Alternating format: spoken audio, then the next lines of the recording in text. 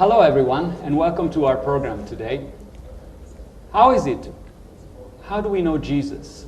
What is it when we know Him and we have a relationship with Him? And then He tells us, follow me. And sometimes when we're following Him, it's on a high hill and we have a great experience. And yet at other times when we follow Him, it's through a valley. And through all this process, He's preparing us for the ministry, for the mission that He has prepared for us. He wants us to share what we have found with Him, with others, and the peace that we have found with Him. And so today I have with me in the studio Walter and Sonica Veith, and they come from South Africa. So I welcome you, Sonica. Thank you. Walter, welcome. Thank you. And we'll be talking with them about their lives and how God met them in their road, in their busy life, with their family, and how He chose them and He's been working with them and how they're following Him. So stay tuned as we hear some of the experiences that they have to share with us. So now I understand both of you, when I talked to you in South Africa, you were not talking English to one another. You were talking Afrikaans, right? That's right. Now that's a language that for me it's hard to understand, but there's some other languages that are spoken in South Africa. There's one that goes with the, right? Well, what's the name of that language? It's Xhosa. Okay, well that's hard for me to understand. But there are many languages, not just the one. There are 22, I think. We have many languages, 11 official languages in South Africa. Wow, so a very rich culture, and I'm sure a lot of our viewers can identify with that, with the different languages that everything is going. Because of course God is a lover of all colors and all languages and all our diversity. But I also have heard Walter speaking German, and so I understand that you come from Germany? No, I was born in South Africa. Okay. Yes, I still have a label which says made in South Africa. Okay. My father emigrated to South Africa. Okay. And he was trying to keep them afloat in the heavy inflation period in Germany. Okay. And he met my mother in South Africa. Oh. And they'd also just moved out from Germany, so that's how I learned German at home. Okay, so you were raised within a German home, but really in South Africa. In South Africa, yes. Okay. Now, I understand that you were telling that your father and your mother, although having that same German culture, they actually had a different religious background. Yes, my father was Roman Catholic. Okay. And in fact, before he came to South Africa, he was strongly considering going into the priesthood. Okay. And so he was a very staunch Roman Catholic. Oh, wow. And whereas your mother shared a different faith experience, is that right? She was a Protestant. She was a Lutheran. Okay. And when they married, they decided that they would not make religion an issue. Okay. And he was actually the first one that took part in a double marriage. Oh, wow. Yeah, my mother was one of twins. Okay. And so she desperately wanted to be married when her twin sister was also married on the same day, but they were all Lutheran. Okay. And so my father and my mother had the ceremony in the cathedral in Cape Town. Okay. And then straight afterwards went to the German Lutheran church. Wow. And had the double wedding. And I think he picked up some problems with the church because, oh my. Yeah, that was before Vatican II, so if you didn't belong to the Catholic Church, then you were lost. So this was a major problem for him. Oh, and wow. He always had a problem with it after that. But I mean, they must have found some solution, otherwise it would have been a big religious struggle in the family. Yes, I don't know. My mother was very staunchly religious, okay, but she agreed that I could be raised Catholic. Hard for me to understand today, but that's what she did. Okay, so then you were raised Catholic, and that means you were going to Catholic schools, is that what it is? No, I went actually to the German school. Okay. And there's a big German school in Cape Town. Okay. And they're Lutheran, largely Lutheran. Okay. But they had a separate religious instruction period for Catholic kids. Okay. And I understand that as you were going through the school, your mother eventually, when you were a little older, she started having some health issues. Yes, she got very ill when I was 8 years old. She got cancer. Oh, wow. They said they would give her about 3 to 4 months to live, but she stretched it to 4 years of Wow. tremendous suffering. Yes. So she was suffering very much. And I assume, I mean, every time there is, such a serious illness in a family, that creates a lot of tensions within the family. And maybe she couldn't give you the attention anymore. And so what happened with yourself? How did you feel as you were going through that experience? Oh, I was used to the fact that my mother was very sick. Okay. In the last year, she was basically in bed. She was bedridden. She had so many operations, and the techniques weren't so good in those days. So when they did radiation, they burnt her. Oh, wow. She was burnt black, and they did operations with her. They removed large portions of her intestine when she got colon cancer. Wow. So she had a colostomy, she had breast cancer. Later on it became neural cancer, and then she got brain cancer, and then eventually she died. But she really suffered. So that was a real devastating sickness. And I understand, of course, as a child, one brings all these experiences, with himself, in school, and there were some conflicts that were happening at school, I understand, because of some of the issues that you were going through at home. Yes, I mean, everybody knew that my mother was basically on her deathbed, and the Roman Catholic nun that gave me religious instructions, she was, how shall I put this, very zealous for her faith. Okay. And believed, of course, that anyone that wasn't Catholic was going to be lost. And maybe out of concern for my mother, she was interested in getting her to be a Roman Catholic. And so she would make every point that she could to try and convince everyone to get her to become a Catholic. Okay, and so although her attention might have been really positive in trying to do something good for your mom, that didn't get very well with you, though. You didn't understand that point. No, I didn't understand that she said that my mother was going to go to hell. Oh, wow. And, if you're a little boy of between 8 and 12, that's all you have. That's your mother. And if you think she's going to be dead when you come home, and then you're still being told that she's going to go to hell, that freaks you out. At one stage, she gave me water from Lourdes. Oh, wow. And told me that I had to sprinkle it on my mother and say a prayer for her. But I didn't know how to do this, so I snuck this little bottle in there into a sick room and talked to her and made as if I accidentally threw it upon her. And of course, nothing happened. She didn't get any better. And eventually I started resenting the fact that God would put her into hell, because she was a very kind lady. And so I got angry. And so as you were going through this struggle, I mean, some people, as they go through the same struggle, they almost go criminal, because of this anger and this bitterness that one can have. And there was all this religious struggle with people that might have all been well-meaning, really. And then your mother eventually finds rest in the Lord. She doesn't give up her faith. No. And she goes sleeping with the Lord. And what happens with you next? Well, that was when I was 12 years old, and things basically went from bad to worse. My father eventually remarried. Okay. But it was a fairy tale stepmother experience. I mean, here was this rebellious kid. Yes, of course. Who didn't like school or hated school. I loved science. Okay. I mean, even as a kid, long before, you got any instruction in this field, I was reading everything about astronomy and about science in general. Oh, wow. And I was not like a normal kid, that reads normal stories. My bookshelf was full of Fred Hoyle and astronomy and big, heavy books that I used to take out of the library. And I built things, and I made biological experiments, and I think I was 9 years old when I built my first telescope. Oh, wow. Took plans out of the library, made replicas, tried and built a telescope, look at the stars. I was weird. I was a weird kid.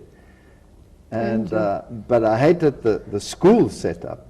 the teachers and that setup, I couldn't stand it at all. Okay. And then when my father married my stepmother, she was not too keen with me. Well, it was being very in the difficult, house. I guess. Okay. Yeah, so they decided, well, then I would have to go to boarding school. Oh my! So that's an extra trauma for you, really. Yeah, so I was out of the house, off to boarding school, and that was even worse because the boarding school and the teachers, they were all one and the same, you know. So now I was 24 hours under their thumb. Yes. So I would run away from school. I'd go and run into the mountain Oh my! and go and live in the forest. Oh my! Okay. And the teachers would come and look for me, and I'd climb up into the pine trees and take the pine cones and throw them with it. I was a monster. Oh wow! So what happened? I mean, the Lord was obviously at some stage having mercy on you, and so how did you get out of that? Well, eventually they decided, you know, that this is not working and I must get out of school. Oh wow! And by that time I was in, what is that now, 10th grade? Okay. Or going to 10th grade. I was probably in 9th grade. Highly rebellious. How I even got through all of those schools, I don't know. Wow. I did very well in the biological subjects, but every teacher that was mean to me, that's it. I never even opened their books. I couldn't care what they were teaching. I didn't even listen. Oh wow!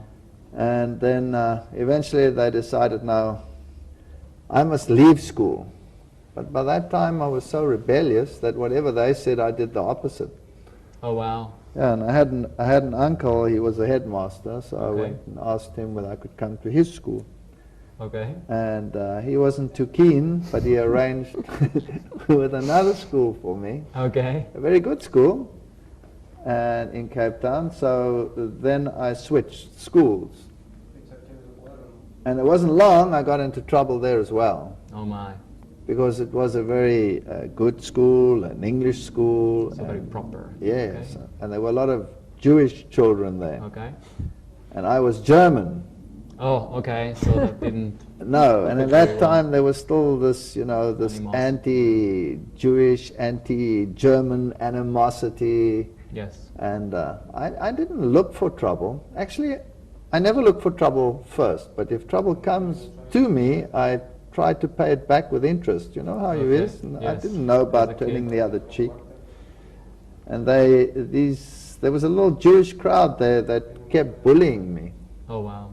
And so when I was standing in the queues, they would come and ram me with the shoulder and call me a Hitler buddy and, you know, all of those things. And so one day I was just in the school for a short while, and this fellow did it again to me, and so I modified him. Oh wow! Okay. I changed his appearance. Oh wow! Okay. So I thought, well, okay, now I'm out of this school as well. And what happened was, it was a very interesting story. The headmaster called us both in, and this poor kid's nose was bleeding, his nose was broken. I mean, I really modified him. And then the headmaster, you know, he said, we can't have this. You can't act like this in our school, and if this happens, etc., etc. But then he was fair. This is the first time that I actually experienced a teacher that was fair. Okay. And he wanted to know what the background was, and he found out what the background was. And so in the end he had more sympathy with me than with the other one. And so he said to him, all right, he should really punish the other one, but he's been punished enough, he can leave. And then this headmaster said to me, he made like this. And then he said, and you, young man, for the benefit of those standing outside the door, you will now get the thrashing of your life, and you will not do this again in my school, or you will be thrown out. And he said, now bend over. And he went and fetched a cane, and then he gave his chair 6 blows while he did this to me. And then he said to me, now when you go out, make as if you're holding your Okay. posterior. And so I walked out there and I was holding my posterior, and they never ever made trouble with me again. So it sometimes helps to be a little bit aggressive, although it's not a good thing. But it also gave me a sense of respect for the schooling system again. So you started to at least look up to these schoolmasters. Yes, and that's when I started performing better academically as well, because I had respect for the system. All right, and so you went on with your academics, and then eventually you went to university. Yes, I went to the military first, as you had to do, and then I went to the university. Trouble is that my stepmother didn't want my father to finance my university. And because he had means, he wasn't a poor man, I couldn't get a bursary. Oh, wow. And so I had to work. Okay. And so I worked in the evenings, and I worked over the weekends, and I worked in vacation times. And I put myself through university. All right, so very, very busy life. And during that time, your own views about God, you basically had parked him outside, I guess. Oh, God had been parked. I was an atheist. Okay. Absolute atheist. And I studied science, biology, physiology, and I became an evolutionist. Okay. And the university where I studied was the Afrikaans University, Stellenbosch University, and they have probably the best evolutionary-based curriculum in the Southern Hemisphere. And they had links with universities like Tübingen University, where they exchanged students, and we had postgrads from Tübingen, and so evolution was what I believed, and anybody who went against it, well, that would be a problem for me. Oh, wow. Okay. So you had come to that level. And then I understand you had a roommate somewhere at the university. Yes, when I was studying there, my roommate, he was a man from Natal. Okay. So that's quite far away, almost 2,000 kilometers away. Okay. And every now and then, when it was, long vacation or something like that, and I couldn't go home because there was too much strife going home with my stepmother, then I sometimes went with him home. Okay. And his sister, here she is, she was somewhat nicer than him. Okay, fair enough. So eventually I married her so that I could have a better roommate. Oh, I'm sure you do, I'm sure you do. And so then you started meeting Sonica's family, and Sonica comes into the picture. So you saw him, what did you think at first? He was very strange. Oh my, okay. He wore this these really stovepipe jeans and T-shirts with holes in them, okay. and he had hair right down to his shoulders. He was a real rebel. Oh my! You could see it, but he was actually always making fun of somebody. Oh wow! So always making a joke, and that was quite fun. Okay. So funny and rebellious at the same time. Yeah, funny and rebellious. That's how you deal with crises. You can either go under, or you become cynical. A kasperle. You start joking about it. Okay. Yeah. So now your family, Sonica, then was also not quite, we would say, a normal. No, but you see, my parents were very academic. Okay. My mother is professor in languages. My father was working for newspapers and advertising agencies. And so they also didn't need God. Okay. We were raised totally atheist. Okay. My father said to us, you must never go to any church because Oh, wow. they will deceive you. They will tell you all sorts of lies. So I grew up with this idea that the academic world gives you everything, okay. and you don't need anything from anyone or from God. But at the same time, I was experiencing, we had all these strange things in the house. So there were strange things happening? Yeah, but it was part of our life. I was used to it. We would sit in a chair like this and... But you must first explain why your father was deeply involved in occultism. Yeah, my father, when he was a young man, they asked him to go and do a story on poltergeist, on ghosts and things somewhere in South Africa. And he went and he thought it was a big joke. But he started to realize there's something more than what you know, we thought it was scientifically, you know, you could prove it scientifically, but he couldn't understand what was going on, why were these things happening.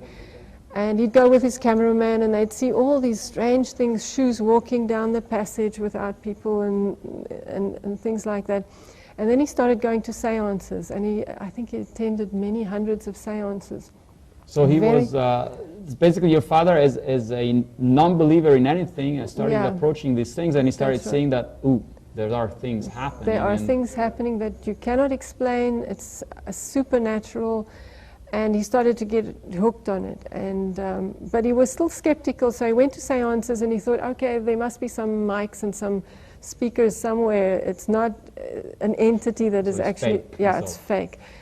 And the one day he went, he was still looking for wires under the mics under the table, and the next minute he just got a blow to his head, and he was massive hit, and he was thrown across the room. Oh wow! And there was no one there. There was no one that you could see physically, and he started believing that this is the departed spirits of people, because they spoke through the medium, and got more and more involved. And the more he got involved, the more he started exploring Eastern religions and Scientology and all sorts of strange things, New Age. But I remember that we used to sit in the lounge, and my mother would be reading, and there would be an empty chair, and somebody would start breathing in the chair. So you'd actually hear sounds of breathing in an empty chair. You could hear it, and you could actually see the movement of the person, but there's no one there. Oh my, I'd be running. Yeah, but that's what was so strange. I was used to it because they told us it's grandfather, it's grandpa. He's visiting us, and we would say, okay, hi grandpa. Oh my, okay, fair enough. And at one stage we had a holder with grandpa's, he was dead already obviously, but he had, his walking sticks were still in the house. So a cane. Cane, yeah, and there were a few canes in there. And they would start rattling, and then my mother would say, oh, grandpa wants to go for a walk. And so, you know, you just grew up with this idea that he was now part of our family still, even though he was dead. But yeah, at the same time, I felt there was something, all my friends were churchgoers. My friends at school, they used to go to church on Sunday, and I didn't understand why was it that my parents never went to church.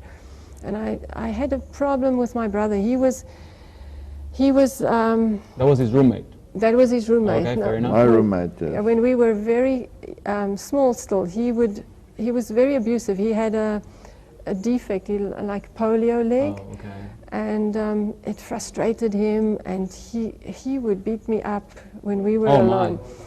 So I hated going home. I hated being at home with them. So I used to roam the streets. I was often away from home, and my parents were working, and we were alone at home. So I would be out on the street, and I would go from one church to the next. Really? So you were actually visiting churches? I was actually trying to find out what's in there, because if my father said, don't go there, it's dangerous. Then you gotta go then. I want to see what's in there. And I thought God was in the church. And so really? You had that feeling that God was in the church? Yes, I believed that God lived in a church, and that if I could go and see what's in the church, then I would see God, and I wanted to see God. So I went from one church to the next, but they were all locked. Okay. And I was very unhappy because I really had a hard life at home.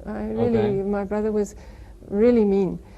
And so I wanted to flee. I just wanted to be where it's safe. And I went from one church to the next, and they were all locked. Eventually I found a little church that was open, and it was abandoned. It was like there was no one there. A little dark place in a forest. And I opened this door, and I went inside, and it was just quiet. And I used to go there every single day and go and sit and sing. Really? And so how old were you at that time? I was about, I'd say about 10 10 years Wow. old. So as a a young lady of 10 years, you would go into that church, enter into that maybe semi-dark room, little abandoned church, and sing by yourself, hear your voice. Sing, just hear my voice. And I didn't know any religious songs, so I used to sing Christmas songs. Okay. So I'd sing and sing until, I used to sing till the tears were running. I was just crying and singing. You were lonely, of course, I guess. I was lonely. Wow. Yeah. And then, of course, you were growing up with your brother, and he was mean, but then he went off to university, and then he brings this fellow with long hair and rebellious looking. Yes, yes. And in the I was 15 years old when I met him. Okay. So he wasn't interested in me at all. I was the little baby sister. Okay, so you were the little baby in the family. Yeah, but then what happened was he had a girlfriend, and they broke up, and he then came that way. and he came to our house for the long holidays, for the December holidays, and he and my brother, they planned to go up to Mozambique. Oh wow. And there was still space for me because my brother's girlfriend went with. Okay. And then they said, why don't you come along? So I went along. And this is where we had this romantic island where we stayed. And we just enjoyed the swimming. They used to catch fish, and we'd live off the land there, the wild, yeah. And that's how we actually started to know each other date, better. Okay. Wow. And so you were brought into this family, and you were an atheist. Yes. But there were lots of spiritual or spiritistic things happening there. What was going through your mind then, Walter, as all of this was happening? You see, if you are in the esoteric world, then you don't believe in God, but yet you accept the spirit realm. Okay, that was what was happening in their family. Yes, and basically, you know, I had many discussions with her brother, who was obviously also deeply involved, also involved in Scientology. Okay. And then I had many discussions with her father. He, by then, was very prominent in the whole New Age movement. I mean, that was a new movement, remember? Okay. And he was one of the first ones to actually bring it into the country. Wow. And started printing books, and he printed books on seance and inner space and the power within, and mixing Eastern philosophy with this. And as a scientist, you say, well, you know, there are many things I cannot explain. Okay. You can talk about whatever. You can talk about magnetism or gravity. You can measure it. Or magnetism, you can measure it, you can measure the force, you can have the theory as to what it arises from, you know, this or that or the other, electrical fields and all of that. But what is magnetism? There's no definition for what it is. Okay. And yet you can lift up a car with it, or, you know, even more, you can lift up anything with magnetism. It's a tremendous force, and there's nothing there. So nothing is lifting up everything. And so as a scientist, moving with the modern physics movement, you get into quantum physics. And quantum physics eventually has some form of deity.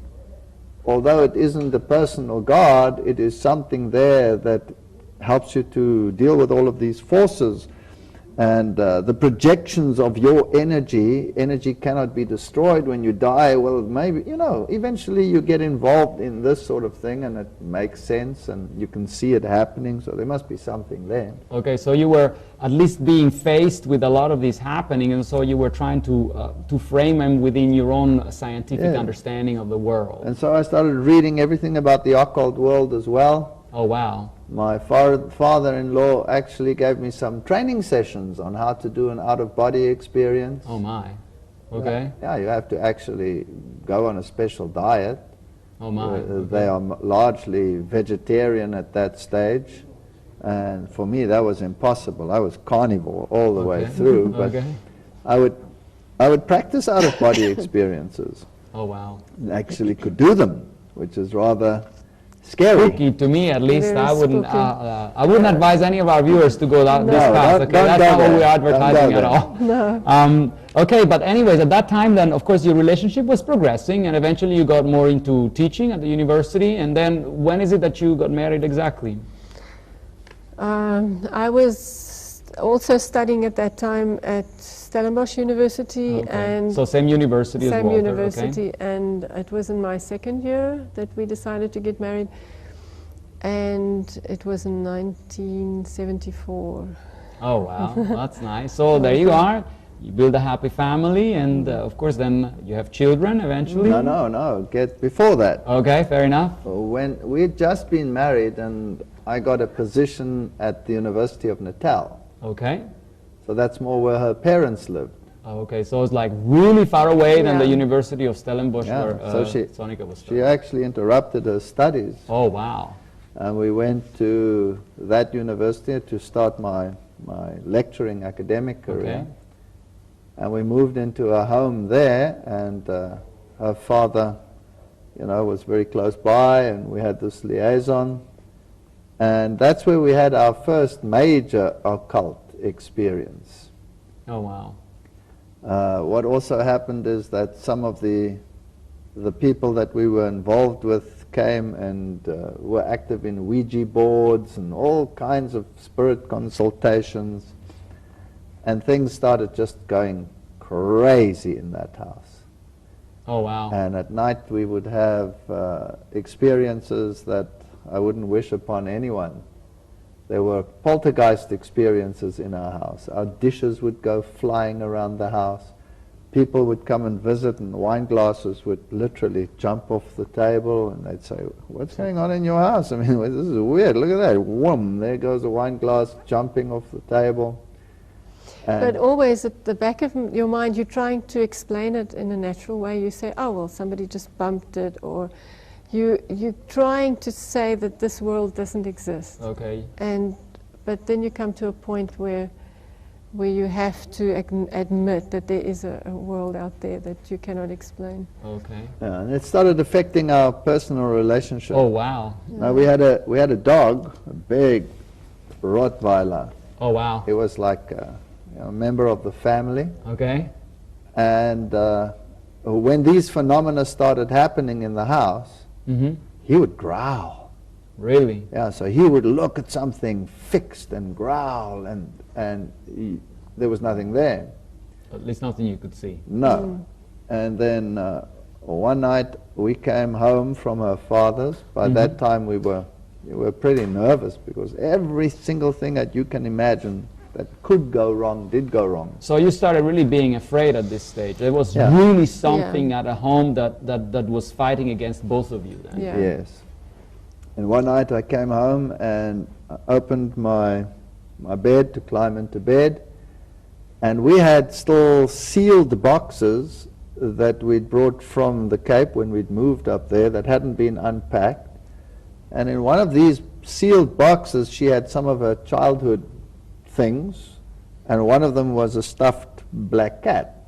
Okay. That was in a sealed box. And when I opened this bed, this black cat was on my side of the bed, under the blanket. And he had a nervous breakdown. it freaked me out. So that was totally freaked me the out. scientist is over everything. That's it. We took that box down. Now this can only be a thief or somebody that came and ripped everything apart, and stole things and put it there and what have you. And we took these boxes down, and the box was sealed. There was nothing. There was how that cat got out of that box onto my bed. That just blew me away. And so I decided, we have to exercise this house.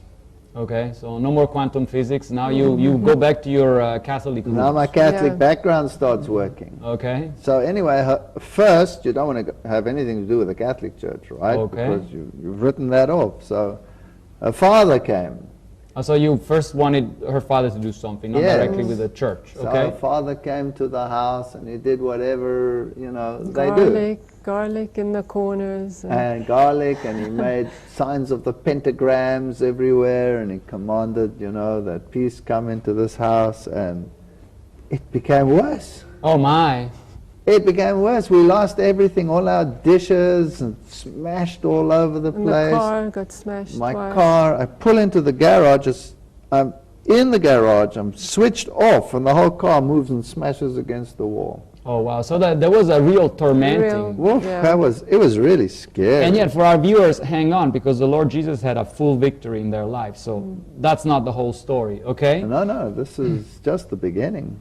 So eventually, well, father-in-law couldn't solve the problem. Who else can? And you know, they say once a Catholic, always a Catholic. Okay, so that was your deep root. Back to my deep roots, I went to the Catholic Church. Okay. And I said to the priest, you know, I have a problem in my home. What can you help me? I'd never been to church, right? Yeah, for years, huh? For years. So he said, sure, come round. So he came round to the house, brought his holy water, did his sprinkling, read from a fixed text of exorcism, and then he said, bye. Off he went. Now, that was amazing, because that night, we're lying in bed. Suddenly, the dog is lying next to it, had its bed next to our bed. Suddenly the dog jumps up and growls and growls and growls. And you get that feeling, you know, where your hair starts going up. Okay, so that's really spooky then. Really spooky. And we're all alone in this house, just my wife and I. And suddenly these heavy footsteps come down the passage. Okay. Oh man, you think you're going to die. And they come down, and our door was open. And they stop at the door. Bedroom door. At the bedroom door, yes. But you can see nothing. But Yes, the of dog course. is going absolutely ballistic, growling and staring and Okay, so you know there's something, but there's nothing. I Okay, don't see nothing. And this individual or whatever it was knocks on the door, but loud. Gwah, gwah. So this after you have had the experience with the priest Yeah. coming and doing his ritual. And then from that night on, there was nothing. It was gone. House was clean. So that was as if there was a warning there, and that was it. It was as if the Spirit came and said, okay, you know, I'm saying bye. Okay, fair enough. Okay, I've been exorcised, bye. Oh wow. And so I thought, wow, that's neat. But I still didn't go back to church. Sure, you just had them help you, and that was enough. That was it. And then I got a position at Stellenbosch University. So you went back all the way. So we thought, well, that's a tremendous chance. Let's go back. She can finish her studies. Yes. And that's when we went back, and that's when our first child was born, right? Yeah. So family was starting. Okay, Family was fair starting. enough. And then you had a second child, and you had a Daughter. third child. Yeah. So what, 2 boys and 1 girl? Yes. Yeah. Okay. And I was still dabbling in the occult. People won't believe this, but it's real. But of course, today I know this is not a real experience. This is a mental implant. It's like a hypnotic implant. Oh wow. It's not a real experience. But if you did, for example, an out-of-body experience, which was a dangerous thing to do because it involved breathing exercises, and you could just end up dead as well doing that process. But I would do that. I would, you know, the child's crying in the room next door. When they're a little bigger, they get their own room. You know, you can have some peace and quiet. The child is crying. I would not get up out of bed. I would just do that and go and look. And come back to her and say, no, come back in, and then say, no, the kid's okay. Then she would say, you know, Yes, of course. when What were are you you there? doing? She'd say, I walked through the wall. I went and looked. What did you see? And I said, well, the child's lying like this. The bottle's lying over there. It's just grumbling a little bit. Then she'd go and check, and it was like that. Oh wow. Okay, fair enough. Yeah. That's very spooky to me. Okay. But it's a hypnotic implant. Okay. So it's demonic. It's to keep you going. And for example, he taught me how to read auras. So I was heavy into New Age philosophy, and I could read an aura. So if somebody walks into my office, I would cancel the person out and look at the aura, Okay. and then say, okay, he's in a good mood, he's in a bad mood. I can talk to him about this, and it was quite useful. Okay. So you're deeply into all of this occult nonsense. You're getting all these supposedly extra powers. Yes, you have all these extra powers. And other than that, life was normal. So you were advancing in your academic career. Yes. And then, was this a time when your father-in-law, so your father, came living close to you? Yes. Yeah, he actually came and lived with us. He divorced. Oh, okay. So, So my parents had divorced, okay. Yeah. and he moved down to the To Cape, Okay. and then he started working there. All right. So he was living with you, and you were pregnant. Yeah, and I was very sick. For the 9 months, I think I had constant pneumonia. I was coughing and I had fevers, and they put me in hospital, they put me on drips, and then I'd come out and I'd recover a bit and then go back on drips again.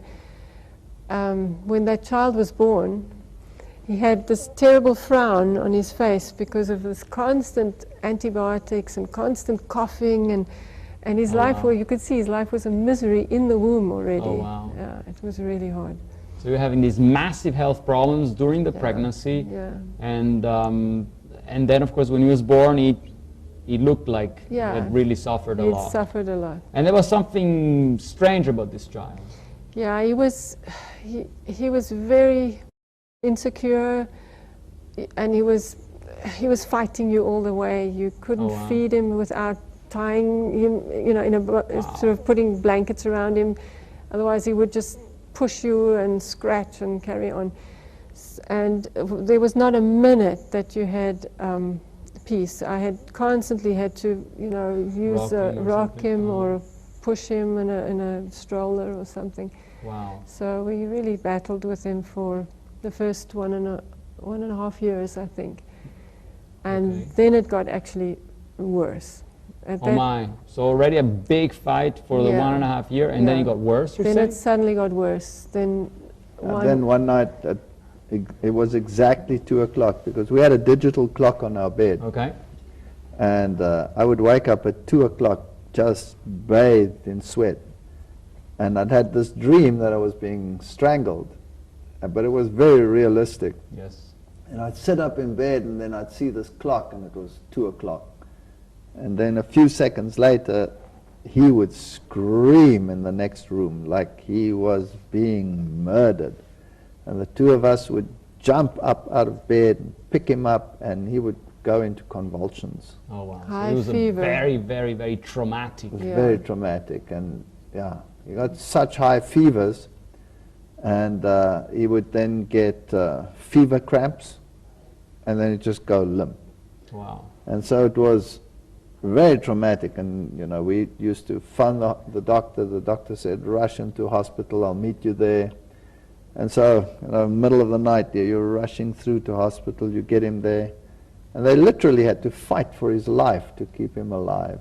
So he was really on the verge of death. I mean, Yes, it was very Wow. serious. Wow. And they said, put him into a cool bath, try to get the temperatures down. Nothing worked, nothing. Really. And then they'd put him into the hospital, into a cooling tent. They put a Okay. tent over the cot, and they blow cool air into it to try and get his temperature down, and put him on a drip, and then he'd recover. He'd recover, he'd go home, be fine for a Oh. while. And then at 2 o'clock, I'd have the same dream. So this was actually recurring. and then Repetitive. Bam! At exactly the same time, 2 o'clock. Same dream, Same thing. same result. And once or twice when we got him to the hospital, they already told us, I think you're too late this time. And Really? it was very traumatic. But it pulled through every time. Wow. And so, what were you thinking then as a scientist in your head? Because I mean, this obviously Doesn't click, right? well, it wouldn't click to me. Exactly. So, if it happens once or twice, you'll say that this is chance. And I was phobic about 2 o'clock in the morning. Yeah, I can imagine. I was scared, shirtless, Yes. 2 o'clock in the morning. And we would take turns sitting in the hospital Yes. through the night. And it was very hard on us because I have to teach Yes, at the university, and sometimes I sit half the night there, and I would work. So I would take my work to the hospital and sit next to the child, and then if it's her turn, she'll take my place. And one night I was sitting there, and I was marking scripts medical student scripts. Okay, so papers and, okay. And I was marking them, and I'm always watching the clock, and I'm watching 2 o'clock, you know, and I get apprehensive, and then 2 o'clock. Suddenly this child screams like you cannot believe, spot on 2 o'clock. And he immediately goes into convulsions there in his bed. And I rush and I fetch the nurse, and they fetch him and they hold him, and the nurse is shaking so that the baby, huh? Yes, the drip that he had into the arms, they couldn't find the veins later anymore. He was there so often, so they had it that night. Was in his head, in this vein. So no room on his arms because they were all blue because of that, yeah. And so they had to put it in his head. Put it in his head, yeah, and it was stuck there with plaster, of course. Okay. But he's moving so in my arms, and I'm trying to keep him calm, that this thing tore out. Now, there's nothing that bleeds like a head wound. Of course. And so this blood was squirting all over, and the child was in this state, and I just cracked. That's it. That's it. You went berserk. I went, yeah, a little bit crazy. Anyway, they got the child back, calmed down, got the drips back in, found another vein, closed that one up, and then I sat there, and she was going to come and relieve me at 6 o'clock in the morning. Wow. Okay. Because I had lectures. Yes. And when she came at 6 o'clock, I'd been thinking, and I'd remembered that Catholic priest had solved the problem. In the other home. In the other home. Now, this was years later. How many years later? 5 years later? Maybe more. I don't know. I can't remember. No, more than 5 years later. Yes, much more.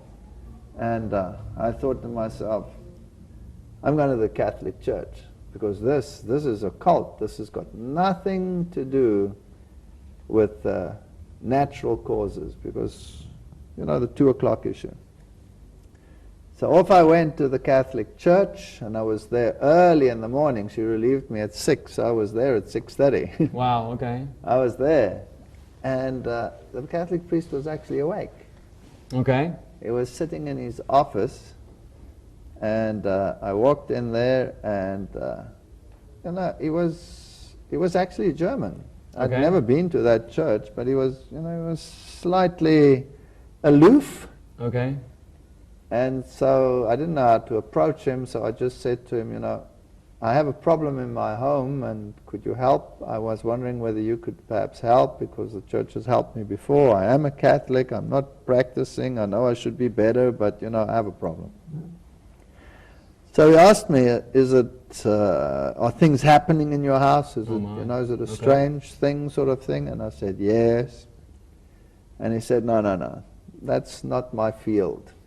So he immediately refused? Yeah, immediately refused. He says, I don't touch that, but give me your number and give me your name, and I'll get in contact with a specialist and we'll come back to you. So somebody, a specialist within the Catholic Church, would then address your problem. That's right.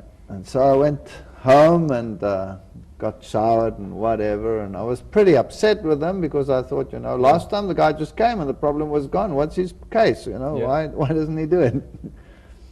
But anyway, it was that same afternoon. I think it was the same day. Afternoon, I went back from we lived close to the university, so I always went home for lunch. So I went home for lunch, and I was just sitting down, and the phone rang. And it's a man, and he says that he's the chief exorcist of the Catholic Church, of the cathedral, and he happens to be at a monastery nearby, and whether I would like to come and see him. Okay. And so I thought, wow, that's nice, thank you. And I said, thank you, I'll be there. And off I went, found out where it was.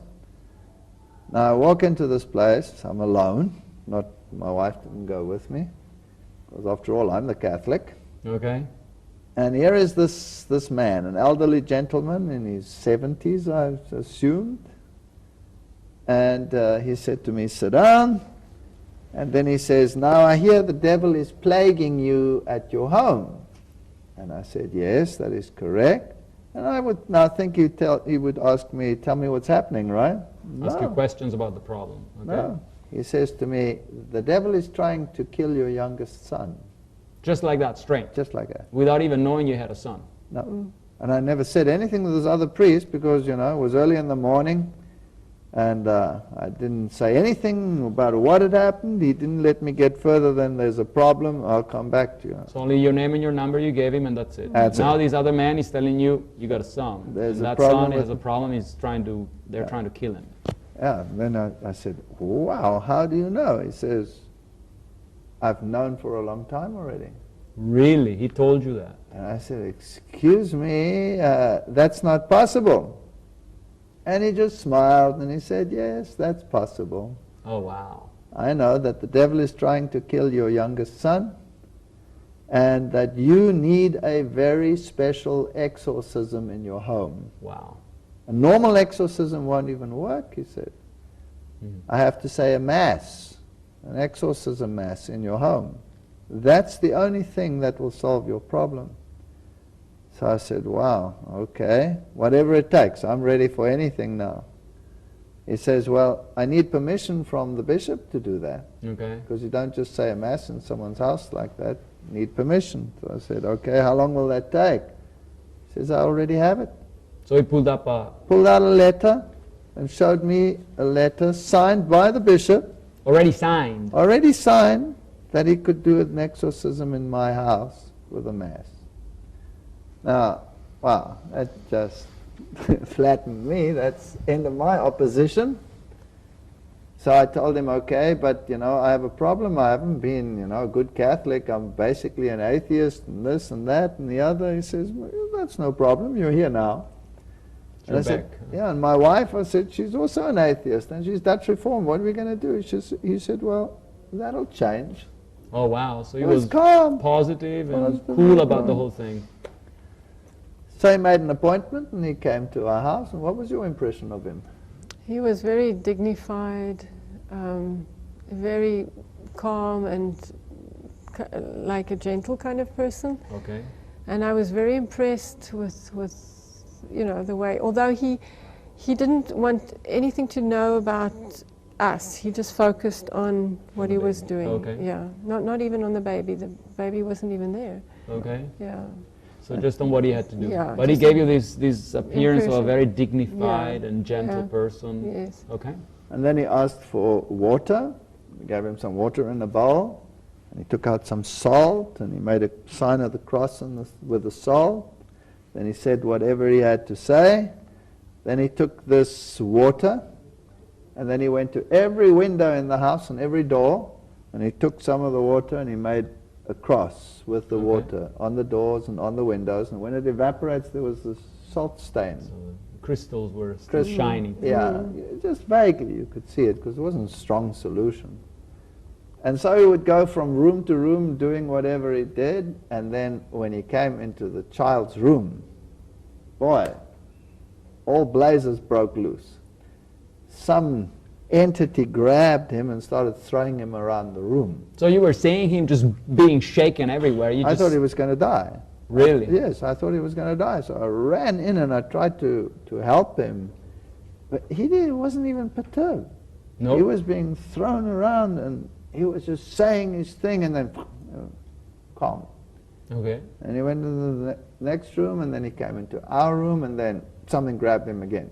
Oh, wow. So in the babies, in the little one's room, and then in your room, they started shaking around. That's right. And then he was finished, and then he said, okay, we have to say the Mass in the child's room, because that's where it was the worst. So he asked for a table, and we brought the table and stuff, put it down. And he took off a ring, which he said had a relic in it, because you have to have a relic when you say a Mass. Okay. And he put it down, and then as he was preparing to say the Mass, we had 2 dogs, Rottweiler and a cat. Suddenly down the passage you just hear tick, tick, tick, tick, tick, tick. The animals came running. They came running, literally running over themselves to get there. And they came and whoop, sat in a half circle. Really? Just circled him? Yeah. Just like Noah's Ark? It was weird. They all came there, they were staring there. They were just sitting there. They were just sitting there. All of a sudden? All of a sudden, cat, dog, wife, me, dog, there they sat. Oh my.